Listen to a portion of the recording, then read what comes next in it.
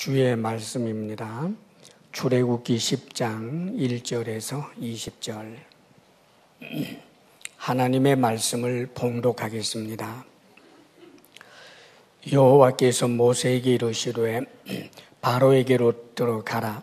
내가 그의 마음과 그의 신하들의 마음을 완강하게 함은 나의 표징을 그들 중에 보이기 위함이며 내게 내가 애굽에서 행한 일들 곧 내가 그들 가운데에서 행한 표징을 내 아들과 내 자손의 귀에 전하기 위함이라. 너희는 내가 여호와인 줄을 알리라. 모세와 아론이 바로에게 들어가서 그에게 이르되 히브리 사람의 하나님 여호와께서 말씀하시기를 내가 어느 때까지 내 앞에 겸비하지 아니하겠느냐. 내 백성을 보내라. 그들이 나를 섬길 것이라. 내가 만일 내 백성 보내기를 거절하면 내일 내가 메뚜기를 내 경내에 들어가게 하리니 메뚜기가 지면을 덮어서 사람이 땅을 볼 수 없을 것이라. 메뚜기가 내게 남은 그것 곧 우박을 면하고 남은 것을 먹으며 너희를 위하여 들에서 자라나는 모든 나무를 먹을 것이며 또 내 집들과 내 모든 신하의 집들과 모든 애굽 사람의 집들에 가득하리니 이는 내 아버지와 내 조상이 이 땅에 있었던 그날로부터 오늘까지 보지 못하였던 것이리라 하셨다 하고 돌이켜 바로에게서 나오니 바로의 신하들이 그에게 말하되 어느 때까지 이 사람이 우리의 함정이 되리이까. 그 사람들을 보내어 그들의 하나님 여호와를 섬기게 하소서. 왕은 아직도 애굽이 망한 줄을 알지 못하시나이까 하고 모세와 아론을 바로에게로 다시 데려오니 바로가 그들에게 이르되 가서 너희의 하나님 여호와를 섬기러 갈 자는 누구냐. 모세가 이르되 우리가 여호와 앞에 절기를 지킬 것인즉 우리가 남녀노소와 양과 소를 데리고 가겠나이다. 바로가 그들에게 이르되 내가 너희와 너희의 어린 아이들을 보내면 여호와가 너희와 함께함과 같으니라. 보라, 그것이 너희에게는 나쁜 것이니라. 그렇게 하지 말고 너희 장정만 가서 여호와를 섬기라. 이것이 너희가 구하는 바니라. 이에 그들이 바로 앞에서 쫓겨나니라. 여호와께서 모세에게 이르시되 애굽 땅 위에 내 손을 내밀어 메뚜기를 애굽 땅에 올라오게 하여 우박에 상하지 아니한 밭의 모든 채소를 먹게 하라. 모세가 애굽 땅 위에 그 지팡이를 들매 여호와께서 동풍을 일으켜 온 낮과 온 밤에 불게 하시니 아침이 되매 동풍이 메뚜기를 불어들인지라.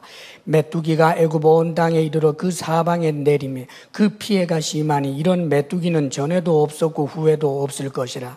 메뚜기가 온 땅을 덮어 땅이 어둡게 되었으며 메뚜기가 우박에 상하지 아니한 밭의 채소와 나무 열매를 다 먹었으므로 애굽 온 땅에서 나무나 밭의 채소나 푸른 것은 남지 아니하였더라. 바로가 모세와 아론을 급히 불러 이르되 내가 너희의 하나님 여호와와 너희에게 죄를 지었으니 바라건대 이번만 나의 죄를 용서하고 너희의 하나님 여호와께 구하여 이 죽음만은 내게서 떠나게 하라. 그가 바로에게서 나가서 여호와께 구하며 여호와께서 돌이켜 강렬한 서풍을 불게 하사 메뚜기를 홍해에 몰아 넣으시니 애굽 온 땅에 메뚜기가 하나도 남지 아니하니라. 그러나 여호와께서 바로의 마음을 완악하게 하셨으므로 이스라엘 자손을 보내지 아니하였더라. 아멘. 할렐루야. 우리 인사하겠습니다. 서로를 아주 반가운 얼굴로 또 즐거운 얼굴로 보시면서 미소를 가득 담고 축복합니다. 주 안에서 사랑하고 축복합니다. 주 안에서 사랑하고 축복합니다. 또 한 번 더 인사하겠습니다.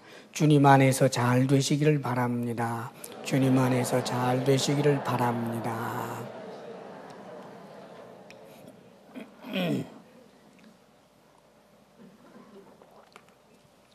오늘은 이제 메뚜기 재앙이죠.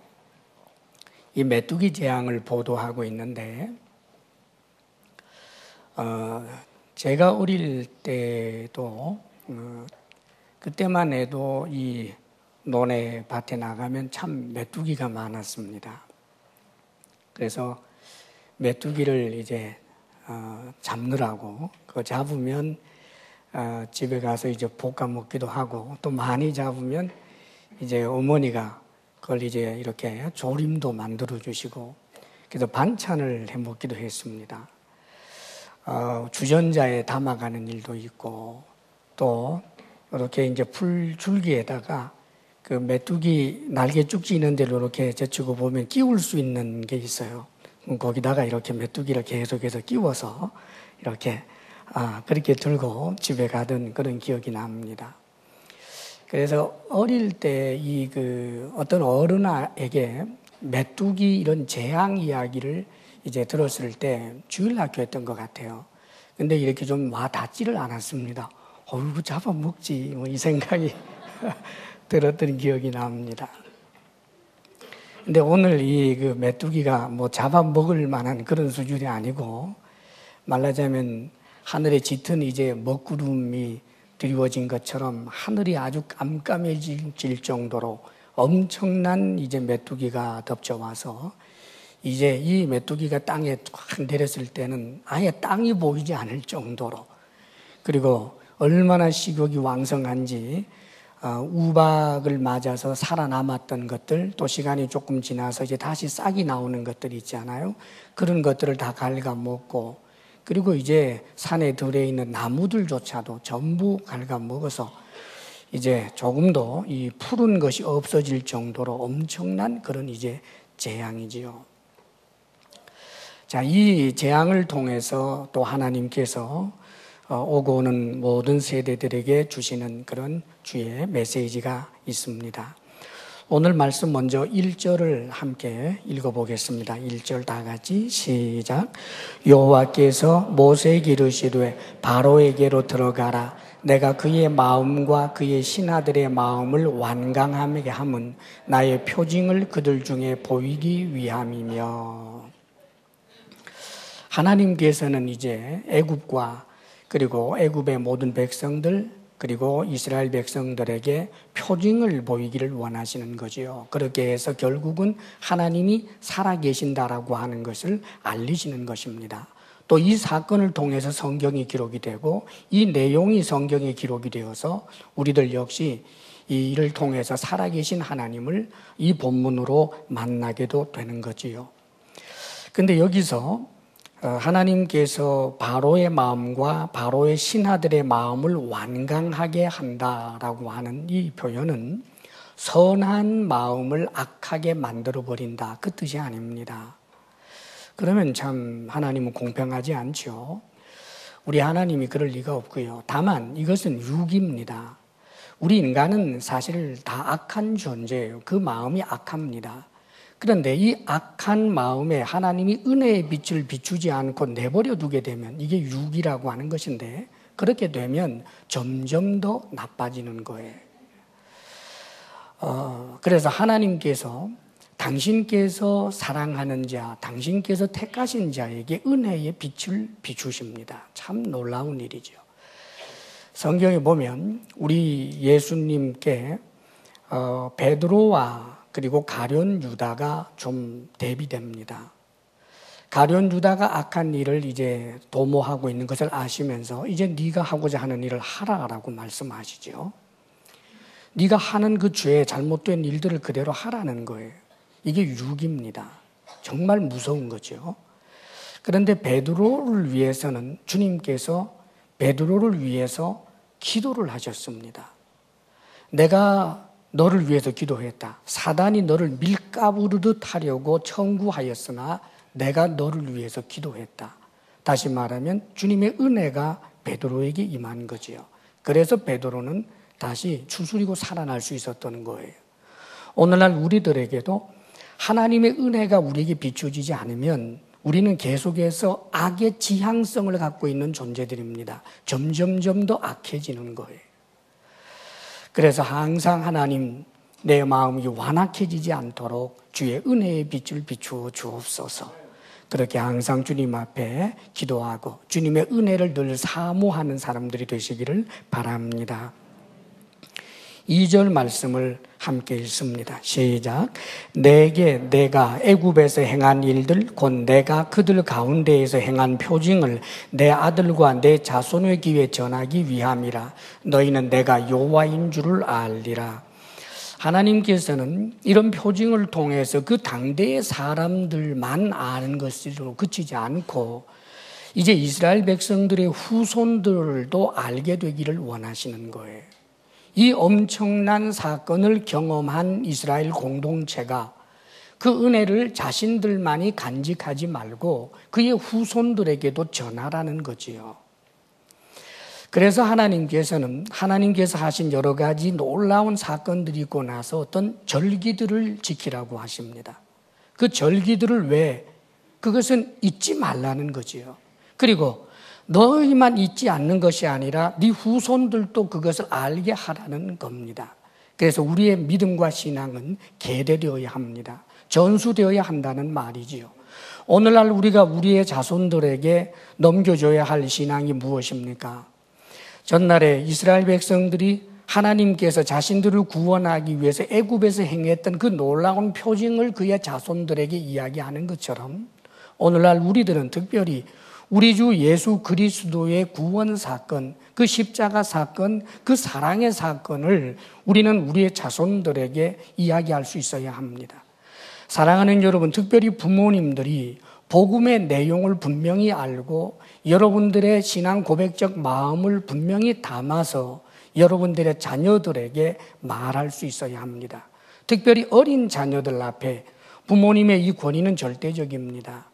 여러분들이 하나님이 사랑의 하나님이라고 말할 때 아이들은 사랑의 하나님으로 믿어지는 겁니다. 어린 시절에 부모님들이 자신의 입술로 하나님께서 자신에게 주신 그 구원의 사건을 자손들에게 참으로 전수해 줄 수 있다라고 하는 것은 얼마나 복된 일인지 모릅니다. 게으르지 않고 이 일을 열심히 해야 합니다. 뿐만 아니라 기록된 하나님의 말씀, 성경 말씀을 가르치는 일들도 해야 할 것입니다. 또 한 가지 할 것이 있는데 이런 하나님의 십자가 사건 그리고 이 성경을 가르칠 뿐 아니라 부모님들은 적어도 자신의 삶에서 일어난 하나님의 은혜의 사건들을 자신의 자손들에게, 자녀들에게 말할 수 있어야 합니다. 그런데 그런 사건이 없다라고 하는데 문제가 있어요. 하나님의 은혜의 사건, 다시 말하면 내 삶에 보여준 하나님의 은혜의 사건이 너무너무 드물다, 없다. 왜 그렇겠습니까? 이 하나님의 은혜의 사건은 말씀 앞에 순종하는 삶을 살게 될 때 수많은 간증거리가 나오게 되어 있습니다. 하나님 앞에 승부수를 던질 줄 모르면 자신의 삶에 간증이 없고 그래서 자녀들에게 이야기해 줄 말이 없습니다. 예배를 늘 건성건성하는데 무엇을 얘기해 주겠습니까? 내가 하나님의 말씀을 너무 가볍게 여기는데 내가 전해줄 수 있는 하나님 은혜의 사건이 어디에 있을 수 있겠습니까? 그러므로 사랑하는 여러분, 우리는 우리의 자녀들에게 내 삶을 통해서 역사하시는 그 하나님의 사건, 내가 말씀을 따라서 어떤 손해를 보더라도 말씀 붙들고 살았더니 하나님 이런 은혜를 주셨다. 내가 기도하기가 너무 힘들고 어려웠지만 정말 결사각오로 기도를 하였더니 하나님 이런 기도의 응답을 주었다. 내가 예배를 드리는 일이 참 만만치 않은데 그럼에도 불구하고 나는 하나님 앞에 나아가 예배하리라라고 하는 이 결심을 세우고 10년, 20년 지속해 왔는데 하나님은 이런 은혜를 주시고 나에게 역사하셨다. 사랑하는 여러분, 이런 간증거리가 풍성해서 여러분들의 자녀들에게 전수할 수 있는 하나님의 사람들이 되시기를 바랍니다. 그리고 3절 말씀 함께 읽겠습니다. 시작. 모세와 아론이 바로에게 들어가서 그에게 이르되 히브리 사람의 하나님 여호와께서 말씀하시기를 내가 어느 때까지 내 앞에 겸비하지 아니하겠느냐. 내 백성을 보내라. 그들이 나를 섬길 것이라.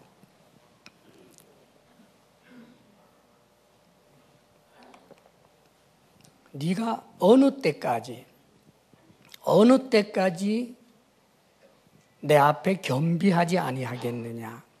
하나님께서 이제 바로에게 전한 그 말씀입니다. 이 바로가 하나님 앞에 겸비하게 자신을 낮추고 순종하지 않습니다. 지금 바로가 하나님에게 순종하지 않은 것은 그의 마음을 낮추지 않기 때문이지요. 겸비하지 않기 때문입니다. 바로가 하나님에게 순종하지 않는 것은 뭐 여러 가지 이유가 있겠습니다만은 크게 보면 두 가지입니다. 하나는 교만이지요. 교만입니다. 자신이 이집트의 왕, 또 이집트에 살아있는 신이라고 하는 그 교만, 그 자존심이 노예들의 하나님 앞에 굴복할 수 없다라고 하는 거지요. 그리고 또 한 가지는 그 엄청난 노동력. 이 이스라엘 백성들은 자기들 나라에 말하자면 이 노예들인데 이건 굉장한 노동력입니다. 이런 노동력을 이룰 수가 없다라고 하는 이 욕심, 이 교만과 욕심, 이 두 가지가 결코 하나님의 말씀에 순종할 수 없었던 것입니다. 원래 이 겸비하다라고 하는 이 표현은 이 단어적 의미가 스스로를 괴롭게 하다라고 하는 뜻이 있습니다. 그러니까 하나님의 말씀에 순종함으로 인한 자기 고난이라든지 금식으로 인한 자기 고난이라든지 메시아가 자기 백성의 죄를 인하여 당하는 자기 고난 등을 나타낼 때 사용되는 그런 단어들입니다. 자, 그러니까 이것은 무엇을 말하느냐 하면 겸비해진다라고 하는 것은 그저 쉽게 낮춰지지는 않아요. 이 교만, 이 자존심을 지키려고 내세울 때는 절대로 교만해지지 않는단 말이죠. 자존심을 꺾어내는 아픔, 이것을 받아들이지 않고는 낮아질 수가 없습니다. 내 욕심을 끊어내는, 내 손에 있는 이 좋은 것을 포기하는 아픔, 자기가 자기 자신을 스스로 쳐서 이 아픔을 감수하지 않고는 결코 겸비해질 수 없고 하나님께 순종할 수 없다라고 하는 의미를 이 겸비하다라고 하는 단어가 나타내 줍니다. 사랑하는 여러분, 바로뿐만 아니라 우리들도 마찬가지입니다. 하나님의 백성이라고 하는 우리들도 때때로 하나님의 말씀을 분명히 알면서도 그 말씀에 순종하지 아니하는 그런 근본적인 마음 자세가 사실은 바로 내가 계속해서 내세우고 있는 교만, 이 자존심 혹은 욕심 때문인 경우가 얼마나 많은지 몰라요. 사실 이 자존심 문제는 말입니다. 너무나 행복한 관계를 맺고 살아야 할, 하나 되어야 할 부부가 계속해서 각을 세우고 평행선을 달리도록 만들어요. 그 자존심. 이 자존심을 꺾지를 못해서 이 자존심을 지켜내느라 하니까 그래서 하나님께서 하나 되라 사랑하라라고 하는 그 말씀을 못 지킨단 말이지요. 내가 다른 것은 지켜도 내 그것만큼은 못하겠어요 라고 그렇게 뻗댑니다. 이게 바로 교만이고 자존심이라는 말이지요. 부부 사이, 심지어는 부모 자식 사이에도 이런 것이 있고요. 정말 좋은 공동체를 이루어야 할 그런 인간관계 속에서도 이 자존심 문제 때문에 결코 자신을 낮추지를 못하고 하나님께 순종하지 못하게 되는 경우가 참 많습니다. 사무엘상 15장에 보게 되면 이런 내용이 있어요. 그 전후로 쭉 살펴보게 되면 사울 왕이 하나님의 말씀에 순종하지 않아서 사무엘 선지자가 이 사울 왕을 책망합니다. 근데 그 책망이 아주 무서운 그런 책망이었어요. 뭐라고 했느냐 하면 하나님께서는 당신이 하나님의 말씀을 가볍게 여겼고 하나님의 말씀을 버렸기 때문에 하나님께서도 당신을 버렸습니다. 그래서 당신을 더 이상 이스라엘 왕이 되지 않게 하시기로 작정하셨습니다. 그래요. 그러니까 이 사울 왕이 내가 참 잘못했습니다. 그런데 내가 이렇게 하나님의 명령을 거스린 것은 이 백성들 때문에 백성들의 눈치 보느라고 백성들의 말을 준행하는 것입니다. 그저 나를 위해서 기도해 주시고 내 죄를 용서해 주시고 나와 함께 하나님을 경배하러 가시지요. 그럽니다. 그러니까 사무엘이 이렇게 말해요. 하나님께서 당신을 버리셨기 때문에 나는 당신과 함께 하나님을 경배하러 가지 않겠습니다 라고 말하고 사무엘이 딱 돌아서는데 사울 왕이 사무엘의 옷자락을 잡았습니다. 그런데 그 타이밍 때문에 옷이 쫙 찢어졌단 말이죠.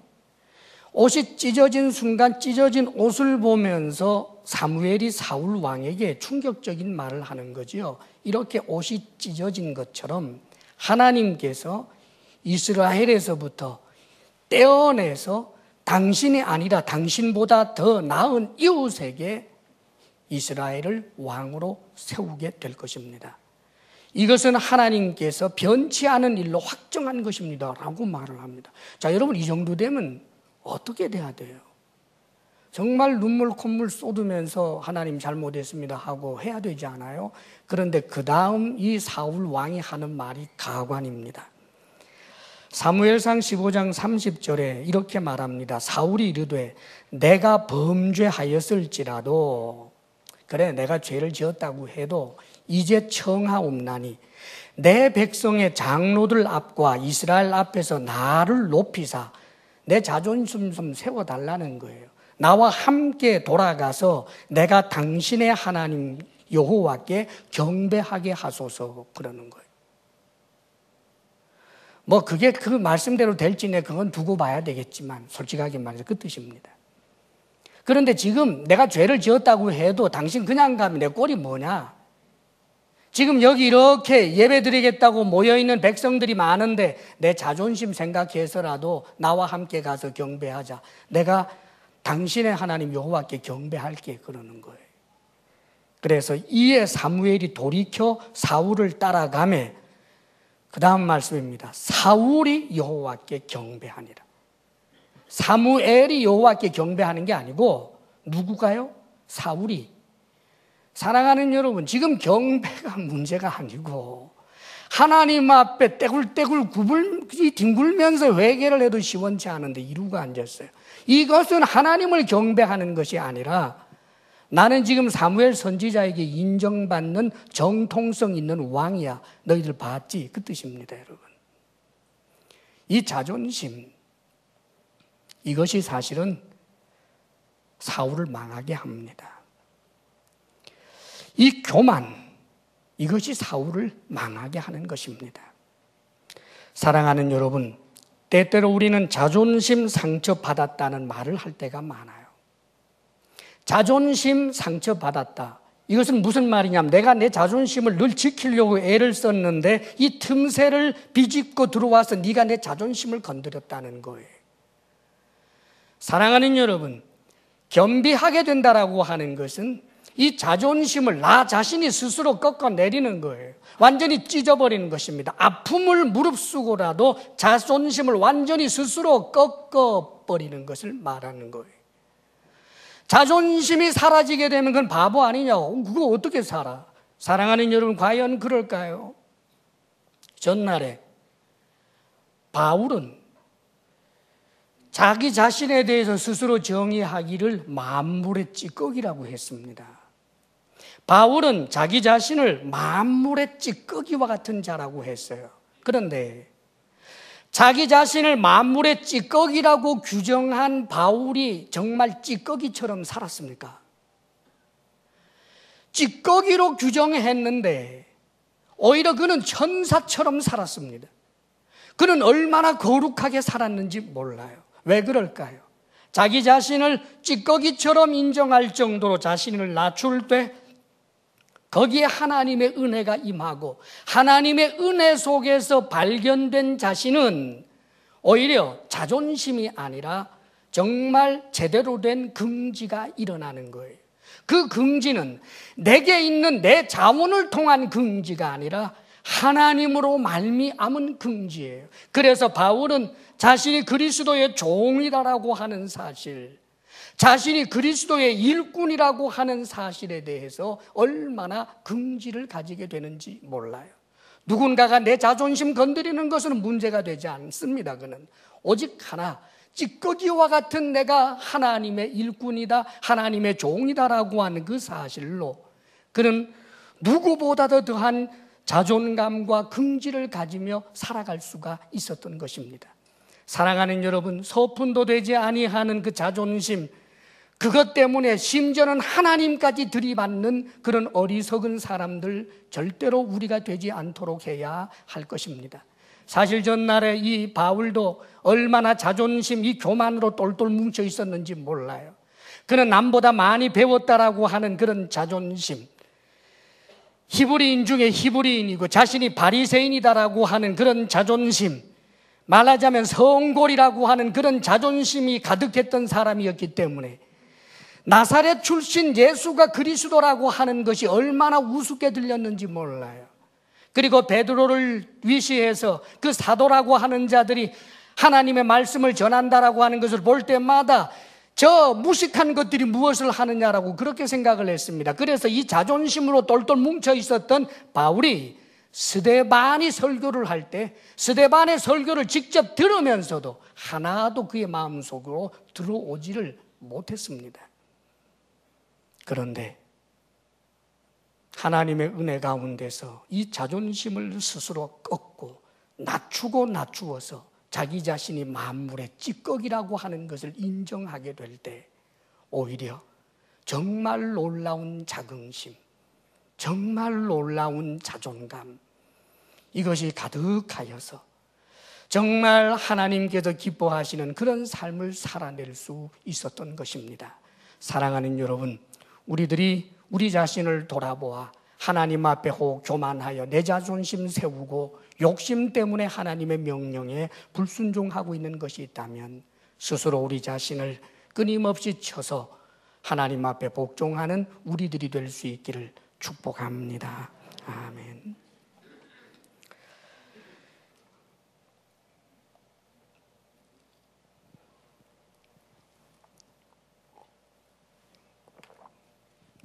이제 모세가 메뚜기 재앙을 선포하지요. 만약에 보내지 않으면 엄청난 메뚜기 떼가 덮칠 텐데 너희 조상들도 경험하지 못했고 너희 후손들도 경험하기 어려운 정말 무서운 그런 메뚜기 재앙이 있을 것이다 라고 하는 것을 이제 선포합니다.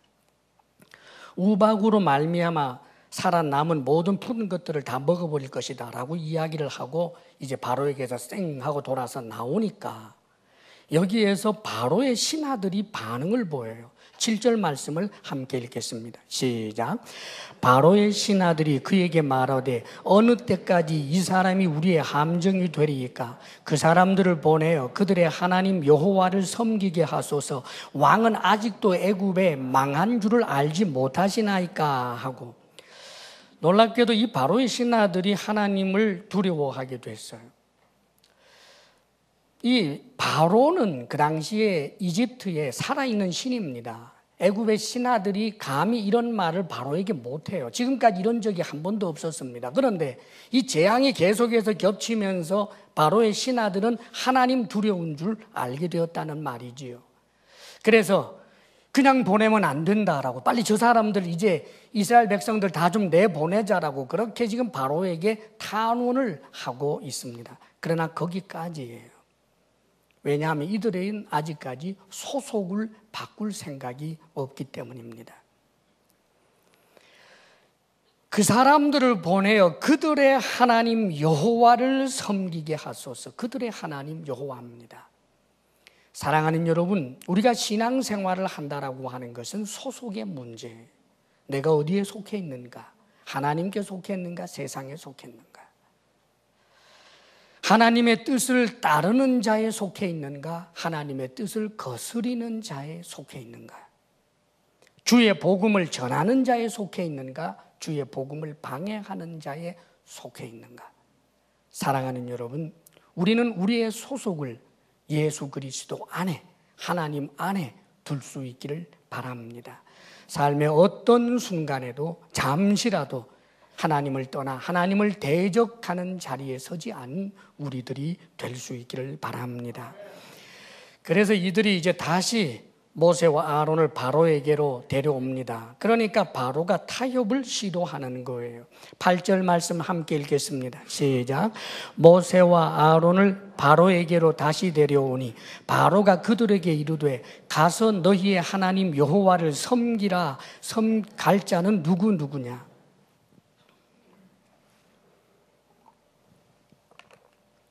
참 교활해요.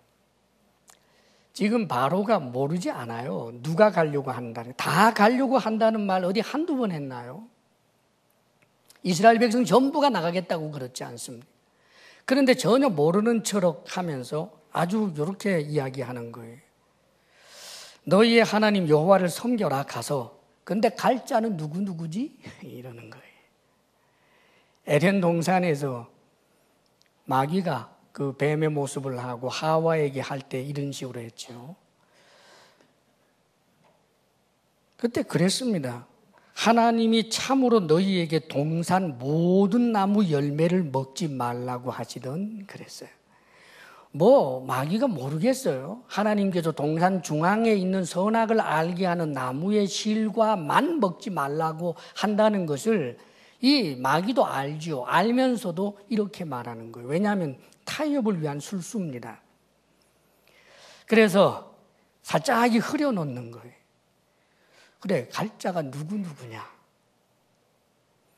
그러면 가겠다라고 하면 나하고 타협을 내서 꼭 갈 사람들만 내가 보내줄게. 이제 이렇게 되는 거지요. 지금까지 절대 안 된다라고 했던 것을 내가 조금 양보한다라고 하는 그런 뉘앙스를 지금 보여주고 있는 겁니다. 여기에 넘어가면 안 돼요. 하나님께 좀, 그리고 우리 공동체에 의논 좀 하고 누가 대표로 갈지 결정해서 말씀드리겠습니다. 이랬으면 모세는 죽는 거예요. 모세가 이렇게 말합니다. 9절을 같이 한번 읽어볼까요? 시작. 모세가 이르되 우리가 여호와 앞에 절기를 지킬 것인즉 우리가 남녀노소와 양과 소를 데리고 가겠나이다. 아주 지혜롭고 담대했습니다. 여지를 두지 않았어요. 타협하지 않겠다는 거예요. 하나님의 말씀대로만 하겠다는 거지요. 남자, 여자, 노인, 어린이 할 것 없이 가족들이 다 갈 뿐만 아니라 현재 우리에게 속해 있는 모든 가축들도 다 데리고 나가야겠습니다. 그게 하나님의 명령이라는 거지요. 단호하게 이렇게 이야기를 했는데 이때 바로가 아주 냉소 가운데 이것을 반대하고 있습니다. 10절 말씀을 함께 읽겠습니다. 시작. 바로가 그들에게 이르되 내가 너희와 너희의 어린 아이들을 보내면 여호와가 너희와 함께 함과 같으니라. 보라, 그것이 너희에게는 나쁜 것이니라. 바로가 이렇게 말하는 거예요. 내가 너희와 너희의 자녀들, 즉 너와 너희들과 너희 가족들을 다 보낸다면, 정말 그렇다면 하나님이 여호와가 너희들과 함께 한다는 것을 내가 인정하는 거야. 그런데 어떡하지? 나는 보낼 마음이 전혀 없는데. 그 뜻입니다. 조롱하는 거예요. 말하자면 지금까지 하나님께서 이스라엘 백성들과 함께 하신다라고 하는 증거가 얼마나 여러 번 반복이 되었는지 몰라요. 그 표징이 있었고 분명히 바로는 몇 번이나 항복을 한 적이 있습니다. 그런데 이걸 인정하지 않는 거예요. 지금 여러 가지 기적들이 있었지만 그게 하나님이 여호와가 너희들과 함께 한다라고는 내가 인정하지 못하겠다는 거예요. 이런저런 세상에 살다가 보면 이해하지 못할 그런 신기한 일들도 좀 있는 법인데 그런 거지. 그것이 지금까지 있었던 일들을 통하여 여호와가 너희와 함께 한다라고 하는 것을 그걸 어떻게 인정할 수 있겠느냐. 정말 여호와가 너희들과 함께 한다면 내 마음 한번 바꾸어 봐. 나는 절대로 안 보낼 거야. 내가 안 보내는데 누가 나의 마음을 돌이켜서 보내겠다는 말이냐. 해봐. 여호와가 너희들과 함께 한다면 이 뜻입니다. 사랑하는 여러분, 이렇게 강경한 어조로 말하면서 그는 이렇게 말합니다. 그것이 너희에게는 나쁜 거야. 너희들이 그렇게 타협을 하지 않고 너희들 주장대로만 관철하려고 하면 결과적으로 너희들에게 나쁜 거야. 이 말을 하는 거예요. 타협의 명수들이 하는 말입니다. 우리가 원하는 게 있고 너희들이 원하는 것이 있으면 그 중간 지점이 있어야 되는 것 아니냐. 어떻게 너희들 일방적으로 너네들 주장만 다 관철하려고 해. 왕이라고 하는 내 입장도 있지 않느냐 이 말이. 모세야 네 입장 있지? 내가 좀 이해를 해줄게. 그래서 대표자들 뽑아서 가. 내 입장도 있잖아. 그러니까 적절한 선에서. 만약에 그렇지 않으면 결국 너희들에게 나빠. 내가 가만두지 않아. 너희들을 죽여. 너희들에게 불이익이 돌아갈 수 있어. 너희들에게 나쁜 거야. 그 뜻입니다. 11절에 이렇게 말하고 있죠. 그렇게 하지 말고 너희 장정만 가서 여호와를 섬기라. 이것이 너희가 구하는 바니라. 이에 그들이 바로 앞에서 쫓겨나니라. 타협의 여지를 줬다는 거예요. 장정들만 간다면 내가 허락하겠다. 여기에서는 한치도 양보할 수 없어 하면서 강경한 태도를 보이기 위하여 모세, 아론을 내쫓아 버립니다.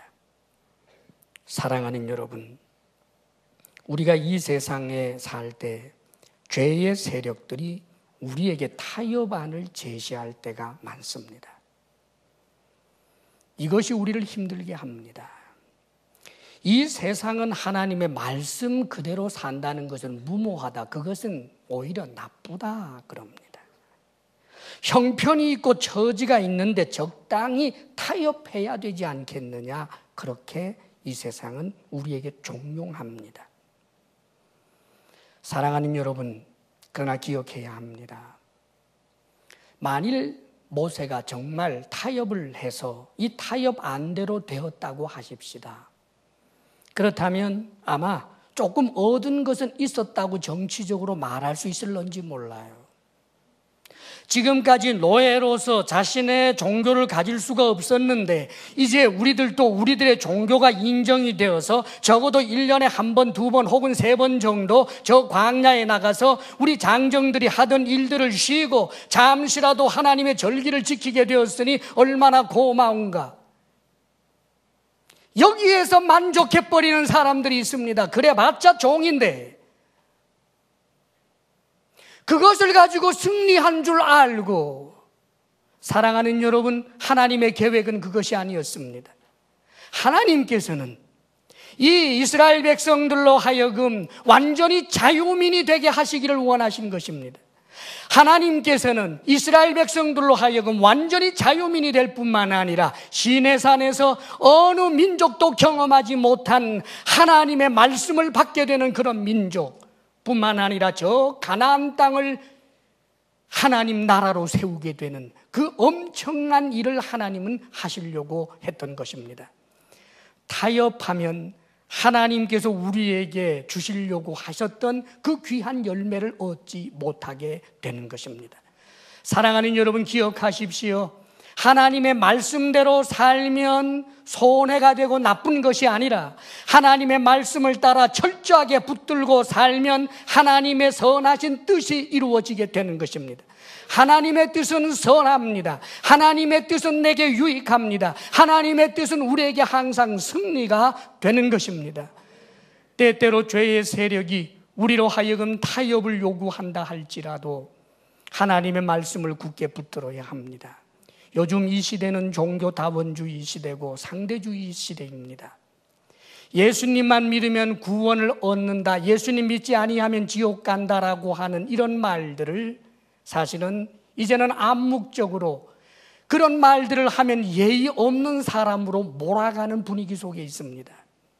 다른 종교도 인정해야 되는데 예수님을 안 믿으면 지옥 간다라고 말하는 것은 그건 대단히 교양 없는 짓이라고 그렇게 우리들의 자녀들을 지금 그렇게 가르치고 있습니다. 여러분, 사랑하는 여러분, 우리가 이 시대에 기독교 소리를 듣는 이유 중에 하나는 우리가 하나님 앞에 참으로 아름다운 삶의 열매를 보여드리지 못해서 일어난 것도 있지만 때때로 우리가 하나님의 말씀을 철저하게 붙들고 산다고 할지라도 우리들에 대한 비호감은 여전히 있을 수 있다는 사실을 알아야 하는 것입니다.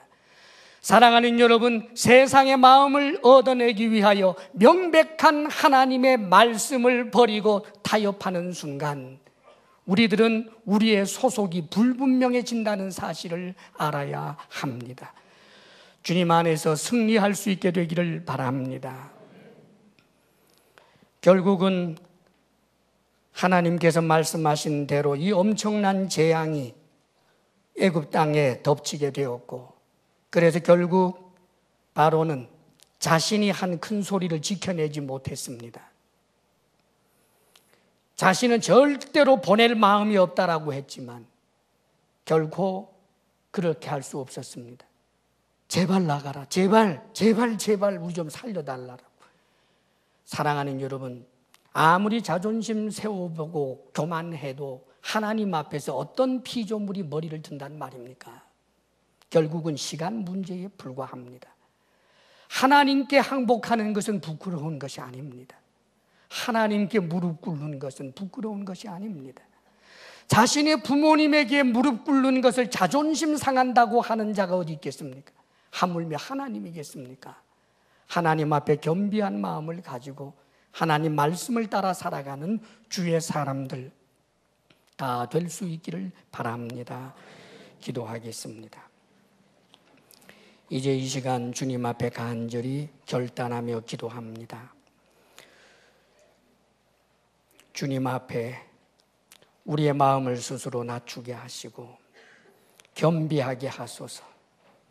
결코 자존심과 교만을 내세워 하나님 앞에 대항하는 자 되지 않게 하시며 소속이 불분명한 자 되지 않게 하시며 참으로 죄와 죄의 세력에 타협하는 어리석은 사람 되지 않게 하여 주시옵소서. 말씀을 따라 살아가게 하여 주옵소서. 주님 앞에 이 시간 간절히 결단하며 기도하시기를 바랍니다. 아버지 하나님, 우리가 하나님의 백성이라는 사실이, 우리가 하나님의 자녀라고 하는 사실이 너무나 놀랍고 감사할 뿐입니다. 자격 없는 우리들에게 하나님께 속한 사람으로 삼아주신 하나님의 크신 사랑, 우리 주 예수 그리스도의 크신 은혜에 감사합니다. 이제 말씀을 따라 살게 하시고 자존심을 내세우고 교만하여 하나님을 대항하는 자 되지 않게 하여 주옵소서. 스스로 자신을 쳐 아픔 가운데도 우리가 스스로를 낮출 줄 알게 하시며 아버지 하나님, 언제나 하나님의 말씀을 따라 살되 죄의 세력과 타협하지 아니하는 주의 사람으로 곧게 걸어가게 하여 주옵소서. 아버지 하나님, 주님께서 주신 은혜를 감사하며 우리가 예물을 올려드리오니 아버지여, 주님을 사랑함으로 드리고 감사함으로 드리며 아버지 하나님께서 주신 것 가운데서 다시 드릴 뿐입니다. 힘을 다하여 드리는 주의 사랑하는 이들에게 하나님께서 이들의 필요를 채워주시기를 원합니다. 오 주님, 오직 하나님께로만 받기로 결심하게 하시며 불의의 재물에 마음 두지 않게 하옵소서. 사랑하는 주의 백성들 성실하게 일한 열매를 하나님의 은혜로 풍성하게 얻게 하여 주옵소서. 주의 백성들에게 건강의 복을 주시기를 원하며 부부사랑 돈독하게 하시기를 원하며 자녀들이 주 안에서 더욱더 큰 믿음의 사람들이 되게 하시기를 원합니다. 이제는 우리 주 예수 그리스도의 크신 은혜와 하나님 아버지의 한없는 사랑과 성령의 교통하심과 충만케 하심이 하나님의 말씀 따라 살아가는 하나님의 백성, 하나님의 자녀가 되겠습니다. 결단하는 모든 성도들 위해 이제로부터 영원토록 함께 하시기를 간절히 축원하옵나이다. 아멘.